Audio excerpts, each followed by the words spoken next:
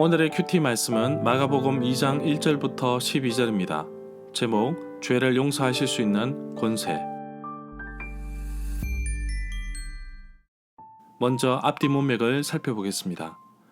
예수님은 제자들과 함께 가버나움에 있는 회당에 들어가셔서 가르치시고 병자도 고치셨고 그날 시몬의 장모의 열병도 고치셨으며 저녁 무렵에는 온갖 병을 가진 사람들이 찾아왔을 때 모두 다 고치셨고 귀신 들린 사람들도 고치셨습니다. 예수님께서 병을 고치시는 소식들이 사방으로 퍼져갔습니다. 다음날 새벽에 예수님은 조용한 곳을 찾으셔서 기도하셨습니다. 아무리 바쁘지만 기도 없이는 이 큰 일을 감당할 수 없기 때문입니다. 많은 사람들이 예수님을 찾고 따라다니지만 예수님은 그런 자리를 피하셨고 소외된 사람들의 간청을 들으시고 그들의 질병도 고치십니다. 마가복음 1장 후반부에 나병 환자를 치유하는 장면이 나옵니다. 유대인들은 악성 피부병에 걸린 이 사람을 가까이 해서는 안 됩니다. 부정하게 되어 결국 예배, 제사에 나갈 수 없기 때문에 모두가 피하지만 예수님은 직접 그 사람의 손을 만지시며 깨끗하게 치유하셨습니다. 이처럼 마가복음은 예수님의 사역에 집중하면서 빠르게 전개해 나갑니다. 로마 사람들에게 예수 그리스도가 진정한 복음이라는 사실을 알려주기 위해 예수님의 사역에 비중을 두며 소개하고 있습니다. 마가복음 2장에서는 중풍병 환자를 데리고 온 4명의 친구의 믿음을 보시고 치유하는 장면이 나옵니다. 결국 예수님을 향한 믿음은 마음의 결단을 넘어서 행동으로 옮기는 용기가 필요했던 것입니다. 나 혼자만을 위한 것이 아닌 이웃 사랑에 실천하는 그 모습을 예수님은 아주 인상 깊게 보셨습니다. 이후 서기관, 율법학자와 죄를 용서하는 권세에 대해서 논쟁을 하십니다. 문단을 나눠보겠습니다. 1절부터 5절은 중풍병 환자를 고치심, 6절부터 12절은 죄를 용서하는 권세. 1절에 보면 예수님께서 안식일에 가버나움에 있는 회당에서 가르치셨고 이후 갈릴리 모든 곳을 다니시면서 회당에서 말씀을 전하셨습니다. 그리고 며칠 뒤에 다시 가버나움으로 돌아오셨는데 그 사이에 많은 소문이 퍼졌던 것 같습니다. 중풍병자를 고치는 본문은 마가복음 2장 1절부터 12절, 마태복음 9장 1절부터 8절, 누가복음 5장 17절부터 26절에 나옵니다. 예수님께서 집에 계시다는 소문이 퍼졌는데 시몬 베드로의 집인지 아니면 예수님 자신의 집인지는 알 수는 없습니다. 3절에 보면 4명의 사람들이 예수님께 중풍병 환자를 데리고 왔습니다. 4절에 보면 예수님께 몰려든 많은 사람들 때문에 지붕으로 올라가 중풍병 환자를 누워있는 침상째 예수님 앞으로 달아내렸습니다. 얼마나 절박했으면 그랬을까요? 정말 기가 막힌 상황이지만 이들에게는 절박한 소망이 이루어지는 순간입니다. 이 구절에서 상은 가벼운 침대를 의미하는 것으로 봅니다. 예수님 시대에 그 지붕은 대체로 나뭇가지를 엮어서 점토를 발라 만든 것인데 정기적으로 수리를 해야 하는 것이었습니다. 종종 밖에서 지붕으로 오르는 계단이 있었다고 합니다. 중풍병자를 메고 온 4사람의 용기와 집요함을 예수님은 믿음이라고 부르셨습니다. 그리하여 다른 사람들의 믿음을 통하여 믿을 수 있었던 것입니다. 5절에 보면 예수님이 생각하시는 믿음을 정확히 말하면 중풍병자 상을 메고 온 4사람의 믿음이었습니다. 그들의 믿음을 보시고 중풍병자에게 말씀하십니다. 죄 사함이라는 큰 선물을 받게 됩니다.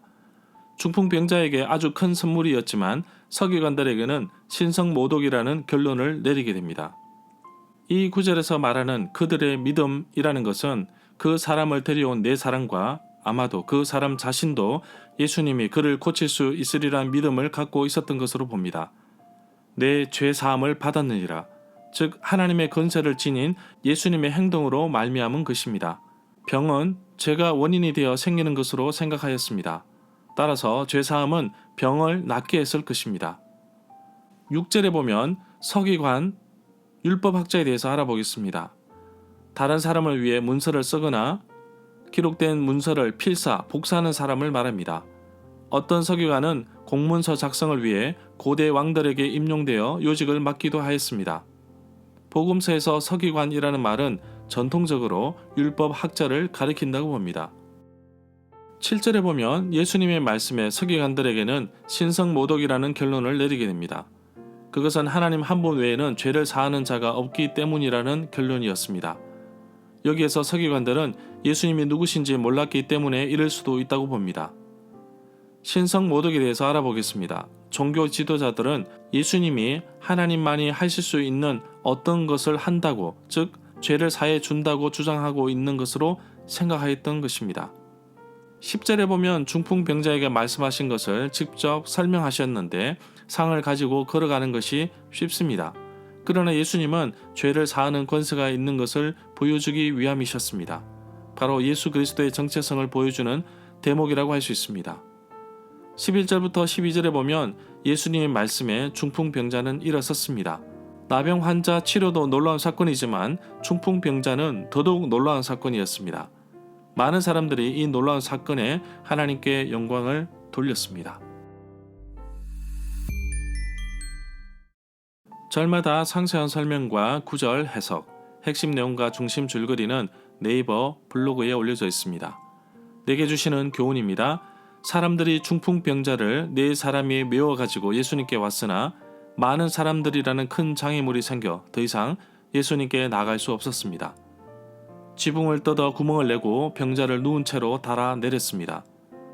누가복음에서는 기와를 벗기고 병자를 침상째 예수님 앞에 달아내렸다고 말합니다.